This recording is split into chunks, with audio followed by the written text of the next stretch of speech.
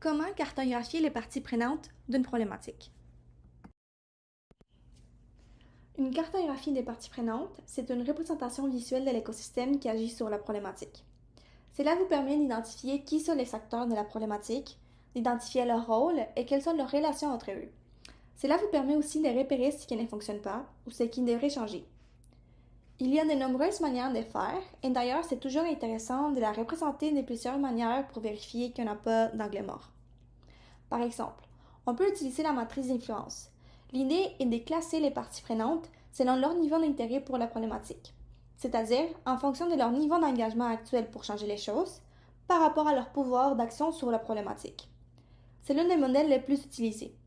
On l'utilise plutôt pour nous aider à définir une stratégie de gestion des changements, si on veut bien comprendre la perspective politique de la situation pour bien identifier où on veut investir ses efforts. Pour comprendre la dynamique sociale entre les acteurs, c'est-à-dire leur rôle et leurs relations, la cartographie en oignon est intéressante. À l'étape de la compréhension de la problématique, c'est celle qui sera souvent plus adaptée. Avec la cartographie en oignon, on commence par les centres du cercle, en identifiant les acteurs qui sont les plus proches de la problématique, puis on s'éloigne au fur et à mesure. Donc, par exemple, on peut utiliser une représentation géographique, en partant du local et en agrandissant les scopes au fur et à mesure.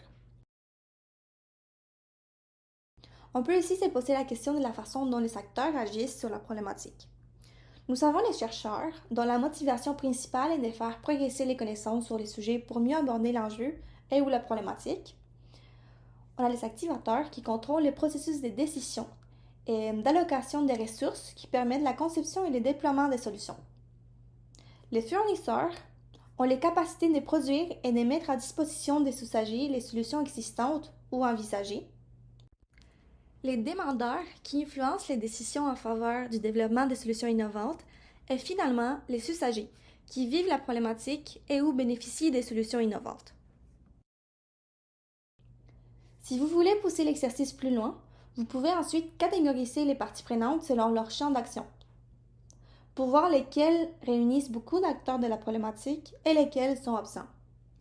Vous pouvez aussi faire des liens entre les acteurs pour identifier ceux qui sont en posture de collaboration ou qui partagent la même vision et ceux qui sont en confrontation par exemple.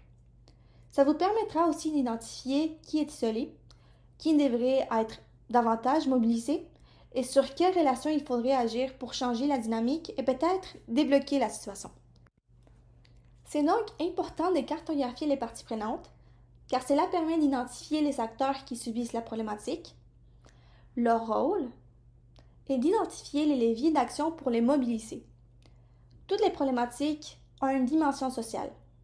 Donc, pour espérer avoir un impact positif, il faut non seulement la comprendre, mais aussi identifier les opportunités d'action. Car c'est souvent en agissant sur les dynamiques sociales qu'on peut changer la situation.